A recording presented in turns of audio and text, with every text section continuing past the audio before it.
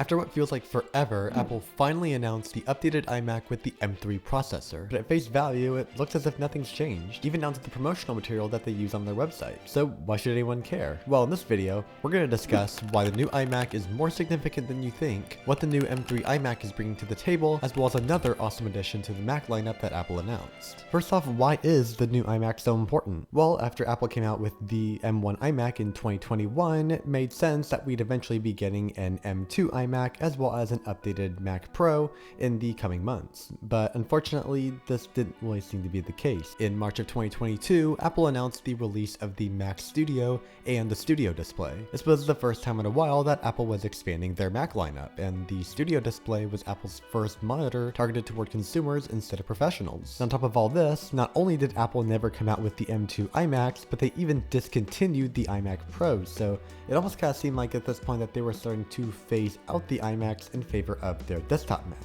But things have been changing lately, because not only have we been getting rumors of an iMac Pro running on Apple Silicon coming out in the next year or two, but just a few days ago, Apple announced that they had finally updated the 24-inch iMac. Sort of.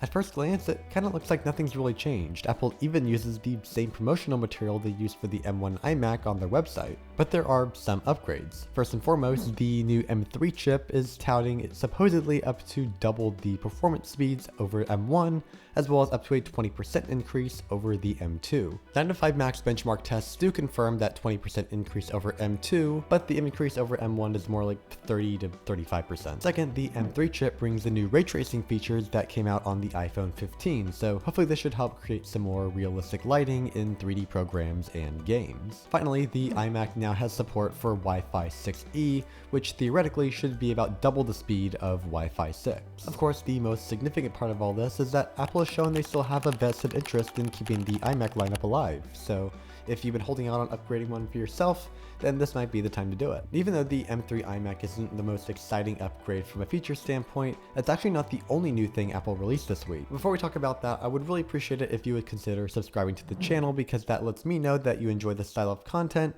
and it lets you get more content like this straight to your feed. But moving forward, the M3 MacBook Pros also got announced alongside the new iMacs, and these seem to be the much more interesting option of the two for a few reasons. First off, this is the first time in forever that MacBook Pros finally have a new color option. If you go for the M3 Pro or the M3 Max models, Apple's replaced the space gray color with a new space black.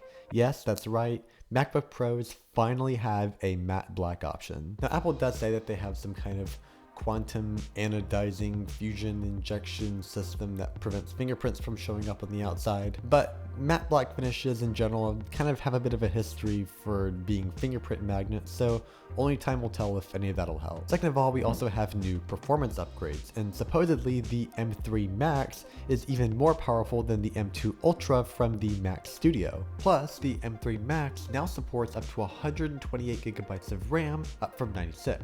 Also, they support the same mesh rendering and ray tracing as the new M3 iMacs, and the displays are about 20% brighter.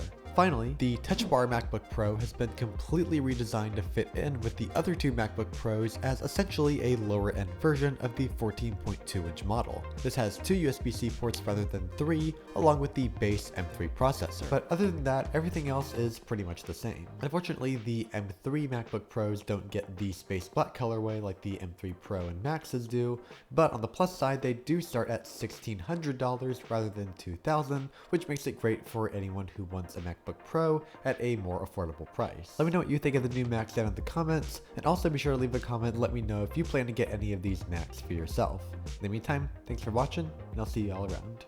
Adios.